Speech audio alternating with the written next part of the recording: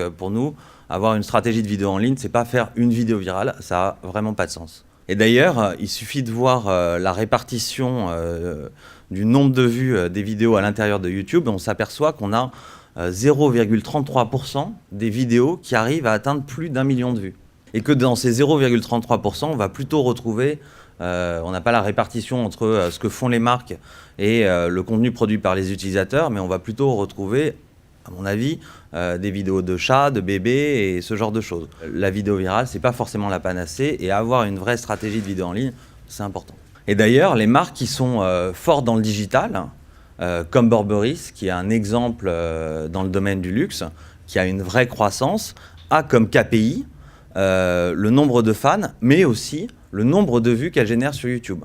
Et le nombre de vues générées sur YouTube n'est pas du tout lié à des vidéos virales, mais plutôt à une vraie éditorialisation de la chaîne, à une vraie programmation. Alors ceux qui réussissent et qui ont compris comment tirer parti de Dailymotion et de YouTube et faire des vues, ce sont les artistes et aussi des nouveaux médias. Parce qu'on va le voir, à l'intérieur de YouTube ou de Dailymotion, se créent des plateformes, des vrais médias qui ont compris quels sont les tips and tricks qui font que ça marche. Aux États-Unis, vous avez ce phénomène des YouTubers, les motion makers chez Dailymotion, et ça prend des proportions incroyables. On en a certains qui sont devenus des véritables stars, certains veulent aller en télé, d'autres pas. On a Ray William Johnson qui a plus d'1,5 milliard de vues sur sa chaîne, 5 millions d'abonnés. La notion d'abonnés est très très importante, et on le verra par la suite. Alors Ray William Johnson, il a un format, il a 2 rendez-vous par semaine, il fait ça depuis 4 ans, il est identifié comme tel et ça cartonne. Et après, dans un autre genre, donc c'est plutôt du comique, dans un autre genre, on a les how-to make-up, Michel Fan. Michel Fan, plus d'1 milliard de vues, plus d'1,5 million d'abonnés, 167 vidéos uniquement. Et en fait, elle a une tonalité, donc sa marque de fabrique, sa patte, c'est qu'elle est face caméra. Elle a commencé avec une webcam, tout simplement. Elle n'a pas mis des moyens de production qui sont démesurés. Elle se maquille, elle a une super voix off et elle raconte une histoire, elle fait du storytelling. Donc ils sont évidemment très sollicités par les marques. Mais ce qu'il faut retenir pour une marque, c'est ça, c'est un format, des rendez-vous, une ligne éditoriale, la gestion d'une communauté. C'est ça qui font que ça marche. Et surtout, c'est pas des gens qui se sont inventés et qui ont cartonné au bout de 6 mois. Ça fait 3 ou 4 ans qu'ils font ça. Qui font ça de façon régulière. Nous, on rencontre beaucoup de YouTubers ou de motion makers et c'est des gens qui sont très très sérieux. Nous, on s'est amusé à faire un petit outil qui s'appelle Qmetrics qui nous permet de comparer des chaînes à l'intérieur de YouTube et de voir qui monte, qui progresse. Michel Pham versus L'Oréal. En fait, Michel Pham, elle arrive à faire 2,8 millions de vues par vidéo, tandis que L'Oréal a à peu près en moyenne 15 000 vues par vidéo. Et la différence entre cet écart, il est justifié par l'engagement, en fait, qui est 186 fois plus important avec Michel Pham. Et pourtant, ils ont produit beaucoup de vidéos, mais comme quoi l'engagement que L'Oréal, quand il crée des vidéos, n'est pas aussi important. Et puis après, vous avez des médias qui sont en train de se créer sur YouTube. Et là, on va voir 3 exemples.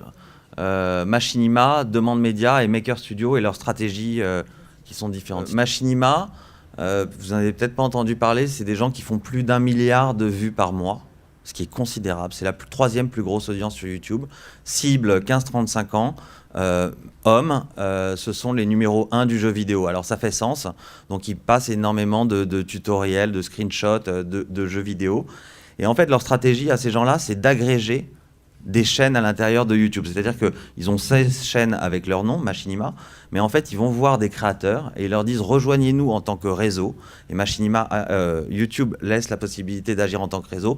Et ils ont 3000 éditeurs, en fait, qui ont rejoint le réseau Machinima. Derrière Expert Village, ça c'est 5e ou 6e plus grosse audience, eux ils ont créé 130 000 vidéos. Alors comment créer 130 000 vidéos? Ils ont crowdsourcé ça, ils ont trouvé plein de créateurs qui payent très peu cher et ce sont des how-to en vidéo et eux jouent, et ça je pense que c'est essentiel pour toutes les marques, le référencement de la vidéo. Vous avez 50 fois plus de chances d'être référencé en vidéo qu'avec du texte. Google Universal met en avant dans l'algorithme, et c'est clair, et vous le voyez, que ce soit dans les recettes de cuisine, sur les artistes, vous voyez des vidéos en première page à chaque fois, désormais. Et Expert Village joue ça, et ils ont toutes les catégories. Et ensuite, Maker Studio, moi, c'est quelque chose qui m'impressionne particulièrement aussi.